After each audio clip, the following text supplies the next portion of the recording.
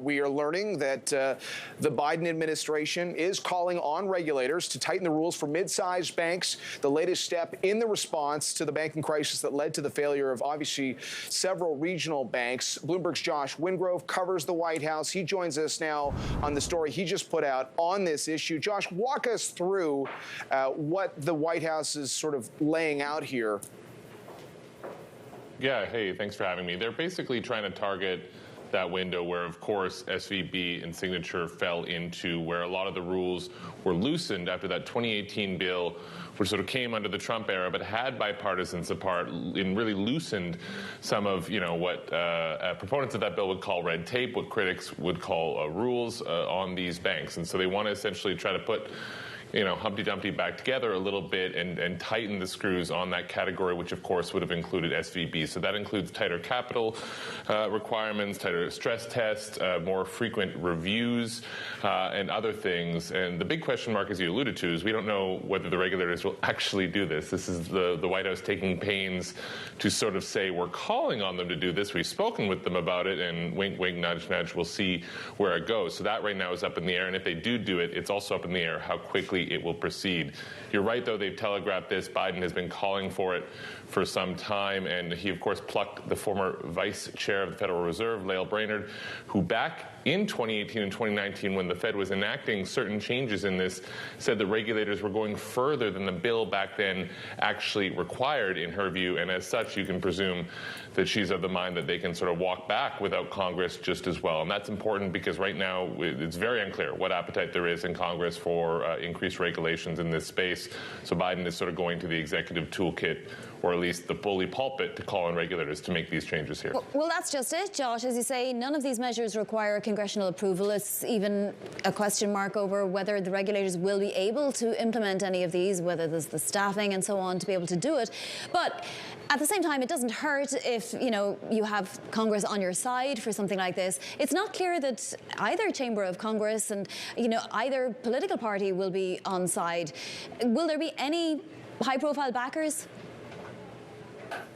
I think it remains to be seen what the Congress will do, and that is, of course, why they're sort of going to door number 2 to at least get the ball rolling. I think it's fair to presume that some, if not all, of these changes will be looked at seriously by regulators, over the course of time as they're doing it. Now, we just don't know how quickly that will be. One thing they did say on this call, though, I think that is interesting and notable, is they continue to think that the current situation is stabilized. So, in other words, these are not things that they expect or hope kick in, immediately, and they don't think necessarily that they needed to. We asked, hey, are you out of the woods yet? Are you sort of, in the woods but not going in any deeper? And they said that they think that the moves taken by, regulators, the administration writ large, a couple of weeks ago have really sort of settled things down.